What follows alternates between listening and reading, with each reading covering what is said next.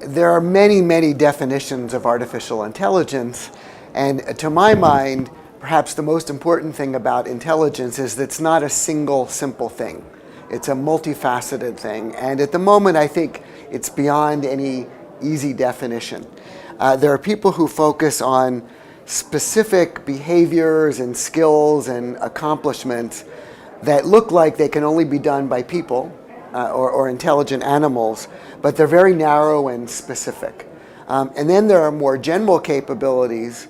Sometimes people call this artificial general intelligence, that where you could take, for example, an AI system and put it down in almost any setting that it's never seen before and have it do things that are reasonable, that exhibit common sense, that show a certain ability to reason and to predict the future and to act in a somewhat rational fashion. So for me, I like to think of AI as focused more on the latter, on the general notions of intelligence, where you're not trying to focus on a very narrow domain or a very specific set of goals. But not everybody has the same view. I like to think of intelligence as more general, and the ability to support an intelligent entity in a new situation and to always do something reasonable and robust and to react rationally when it sees and hears new things. So people sometimes wonder what an agent needs to know in order to behave intelligently. And I think it's a combination of things.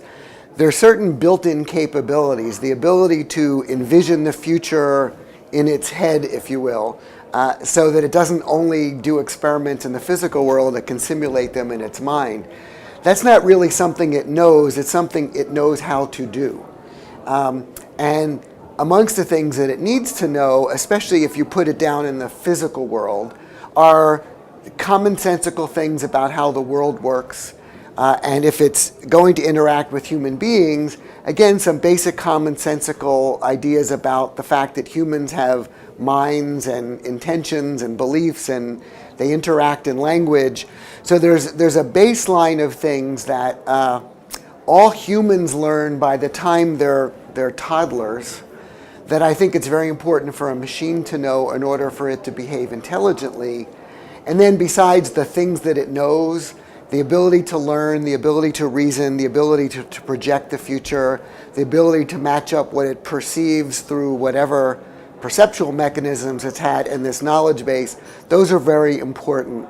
So it's not simply a matter of knowing things or knowing enough things, it's a combination of what's known, how to learn, and the skills you use for dealing with that knowledge. I've had the good fortune in my own career to work in several companies, including some large global companies like AT&T and Yahoo. I've also worked in the United States government in a very important funding agency called DARPA that offers money to researchers in teams and in large projects to do very advanced and very important research. And I've most recently had the opportunity to be at a university. And the way research is approached in those different places is a little bit different, although it's exciting to me to see more recently there's been some convergence. So typically in the past, university researchers, faculty and students were restricted to artificial data sets or small problems that fit in the scope of a class, or that were strictly defined by the research grant that they would receive from the government. Whereas in the companies, especially a broad international company that have many, many lines of products and services that you could do your research against, and often, especially in modern times, huge amounts of real-world data that shows you what the real problems are. So for a long time, there was a divergence between university research, which was more academic, if you will, not grounded as deeply in the real world, and the companies had the data and the products and the customers where almost everything they did was focused on practical outcomes. Recently, we've seen a lot of collaboration. We've seen gifts and contracts from large companies into universities. We've seen university faculty go on sabbaticals and work in the companies.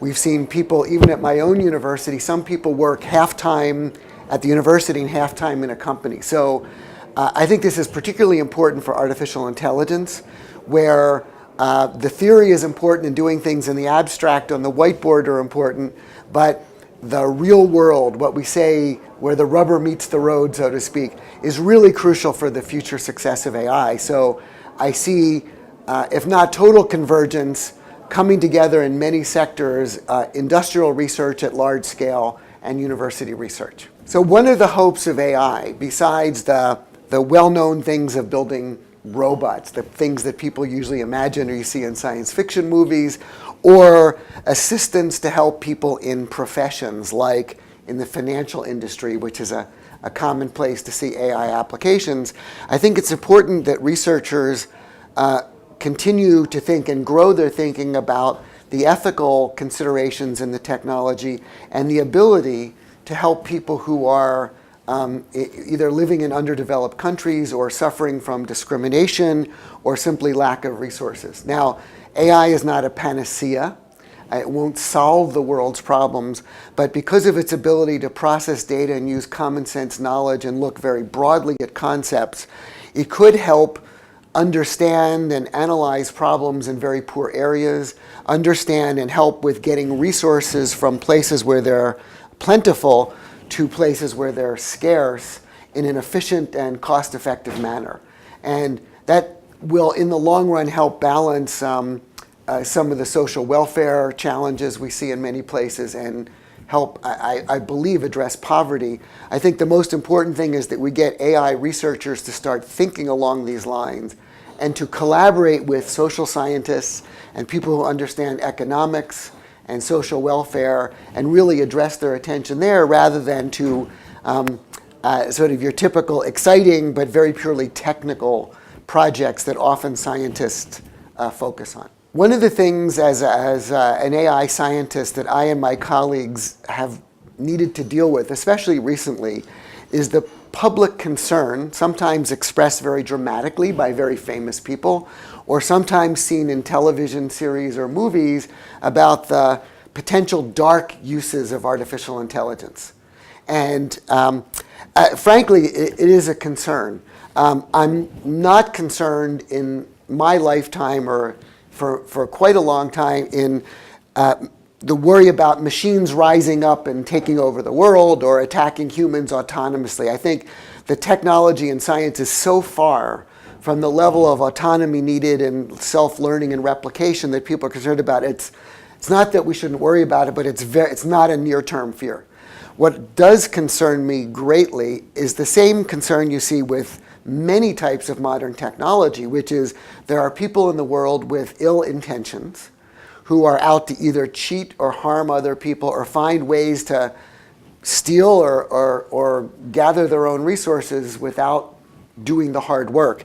And like any technology, in the hands of clever people with bad intentions, I think AI can be put to really negative uses.